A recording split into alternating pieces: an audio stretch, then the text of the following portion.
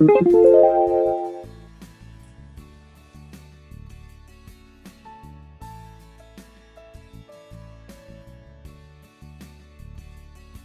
first step is to collect your photos. For my wall art, I used approximately 70, but yours is going to depend on how many letters you spell out and how big the letters are.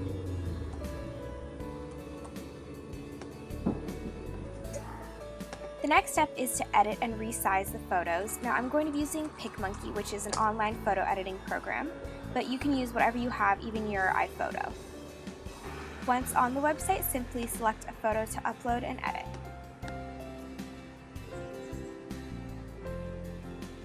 Once your photo is uploaded, you're going to see all these options. You're going to click crop, and then you're going to select a square because you want all your pictures to be square, and then move the square around until you have the portion of the photo that you want selected.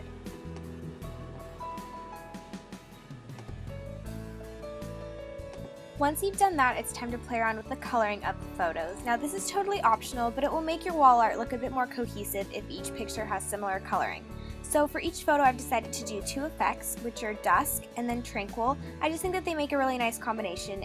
And as you can see, you have some control over each effect, and you can fade it to make it more or less prominent. Once you're satisfied with your photo, then you can just click save and save it to the folder which you dragged those photos into.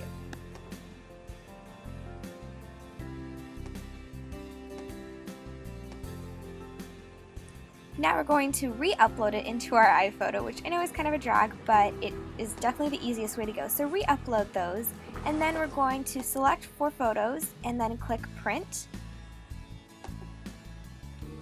And now within this, you're going to select contact sheet, and then you're going to say customize.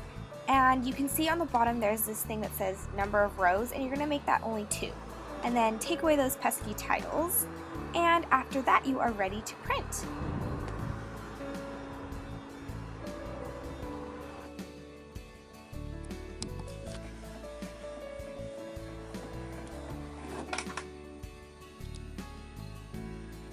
Now using either scissors or, what I prefer, a paper cutter, you're just going to cut out those photos, and a paper cutter is nice just because it makes it go quickly and you know you're going to get very exact and straight lines.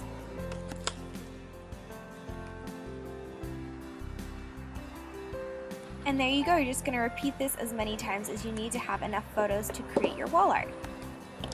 Now it gets a bit more difficult. Start by laying out a piece of tape along a flat surface in the shape of the letter that you're doing. So I'm doing an I, which is obviously really simple, but then just begin laying photos along it, and it kind of acts as a guide so you know where you're going to place things, and it helps everything stick. Once that's finished, just peel up the tape and fold it over the sides on the back, and then just add a couple pieces of tape for reinforcement so it makes it a bit stronger. And then the final step is just hanging this up on the wall. So all I've done is apply a couple pieces of double stick tape to each letter, and then pressing it firmly in those places, it'll secure it to the wall. And there you go, you have your very own piece of customized wall art.